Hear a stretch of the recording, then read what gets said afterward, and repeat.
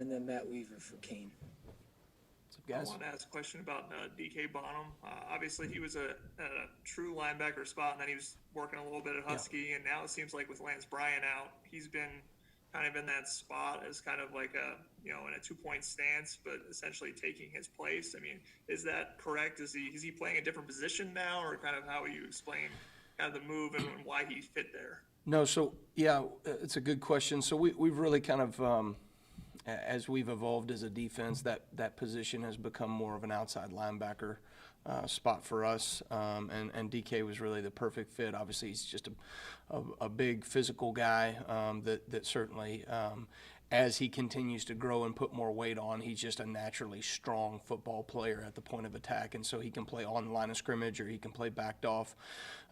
It gives us a lot more versatility in some of the coverage things that we're doing, which have been obviously so pertinent and important in terms of us getting sacks and takeaways, allowing us to blitz a linebacker, an inside linebacker, drop him out in coverage. And so really, I didn't want to lose him as one of those two inside linebackers.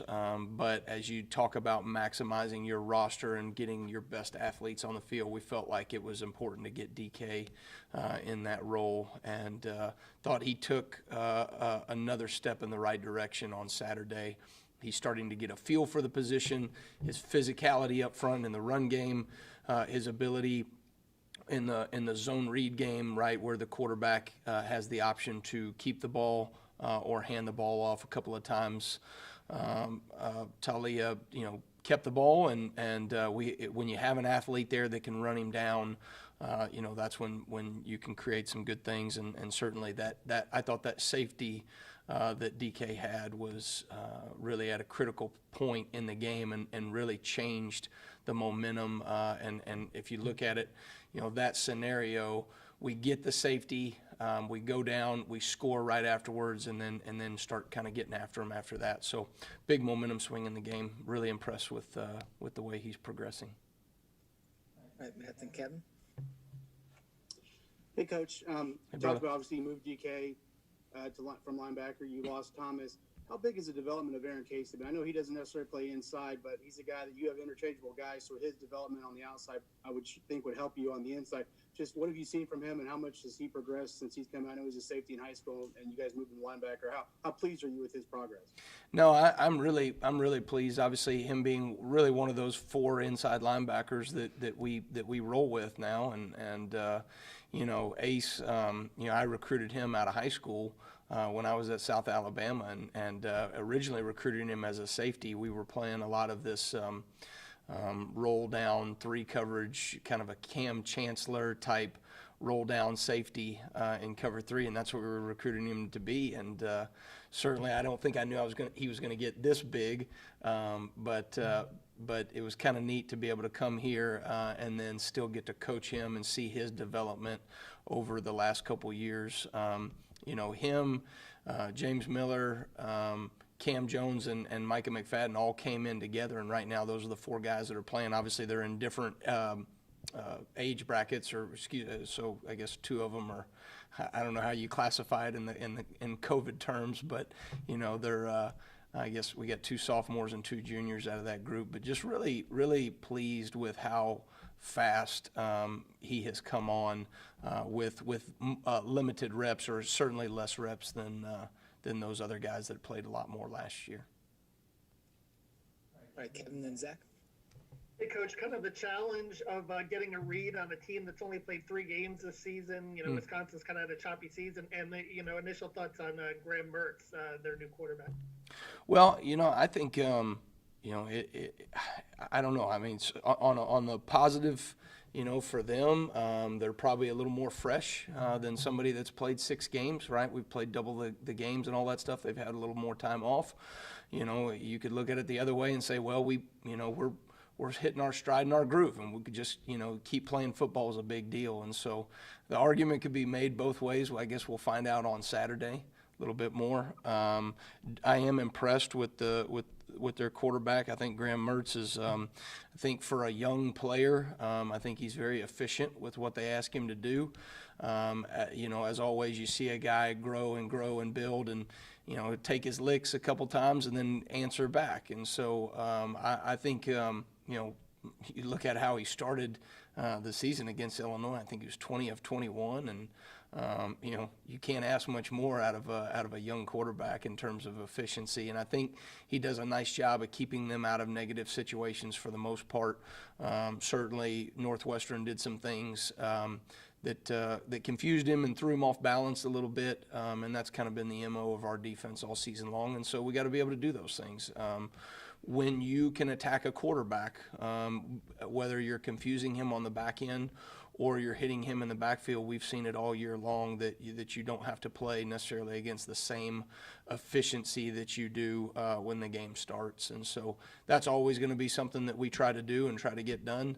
And we'll see how those guys, this one responds on Saturday.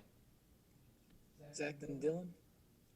I guess kind of returning to those linebackers, how much flexibility are they giving you right now? I guess what prompted it is in the last couple of weeks reading what opponents expected out of your defense. Lots of talk about Micah as a blitzer, but then you see him kind of drop back and get that interception, and it sort of felt like maybe a situation where the quarterback didn't expect him to be kind of where he was when he delivered the ball. Just how much flexibility are they giving you right now in the ability to – obviously, teams have to respect their ability in the pass rush, but now all of a sudden maybe also start thinking about them covering the pass. Yeah, it's a good question. I mean, athletes provide certain schematic liberties, you know what I mean? And so I'm able to be a little more creative in the way that we do things, both in coverage and some of a pressure standpoint because of the athleticism of our linebacking core. Micah certainly, headlines that group in terms of his versatility and what he's able to do, especially as a pass rusher.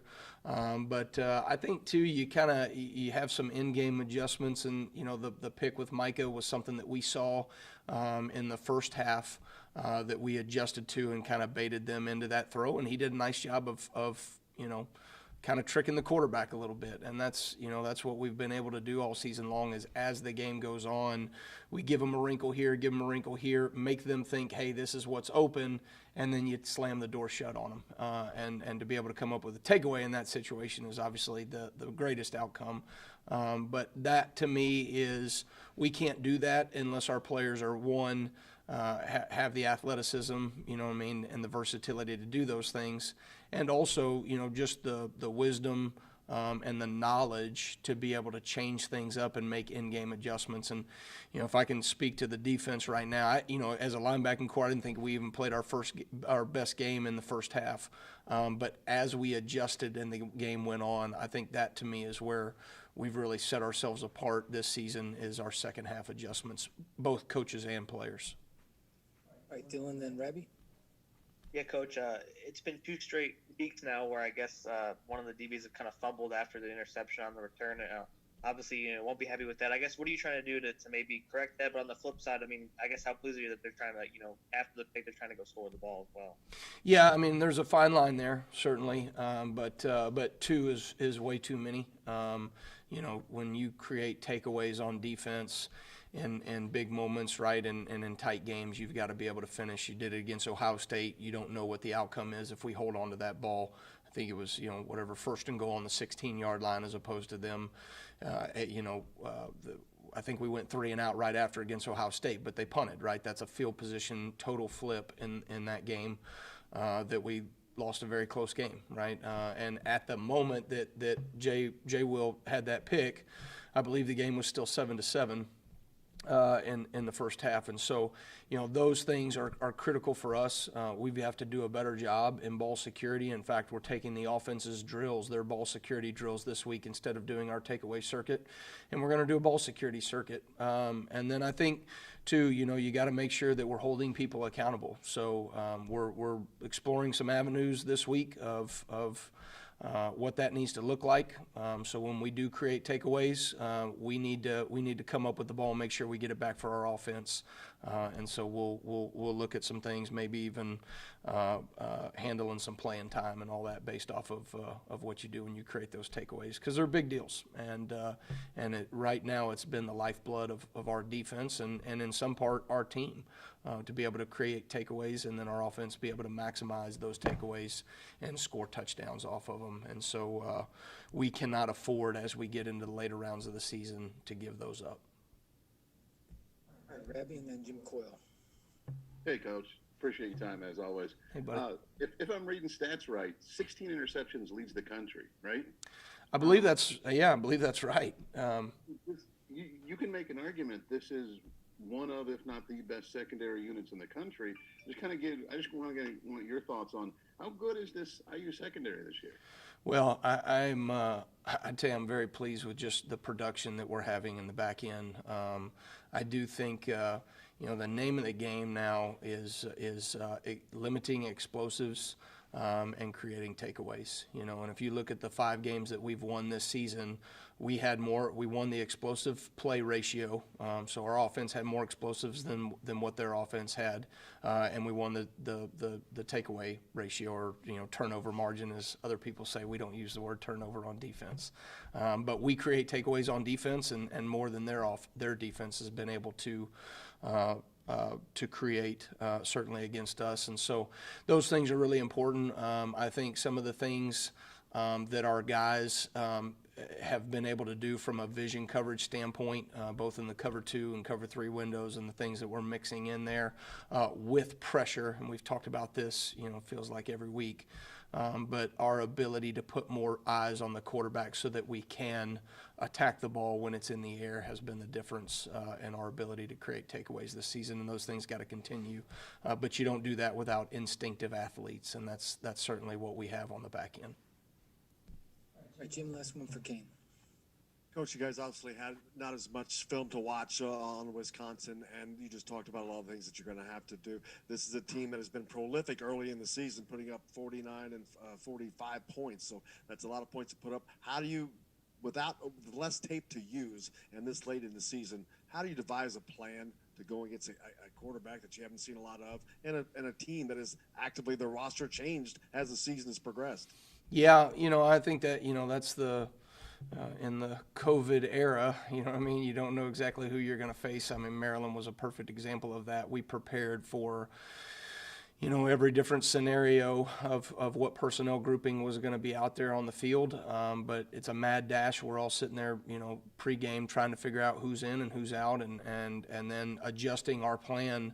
We go in right before, once we do our pregame warm up, but that time was spent talking through with the players, hey, this is who's in, this is who's out, this is what we expect out of that. And so certainly I would imagine, you never know. You're going to do some of the same things against Wisconsin when you have less film, and you don't know which players are going to be in and which ones are going to be out going into the game. That being said, I do think one of the things that made Wisconsin great offensively is that they have an identity, and they've had an identity through the years of who they want to be. There's certainly wrinkles and tweaks that they've made to their offense to maximize their personnel and get the right people the ball in their hand. But certainly from an identity standpoint, they are who they are, and I think that's what's made them great over the years. They have a formula for winning, and it's something that that a lot of ways that we try to do some of the similar things. They're great on defense.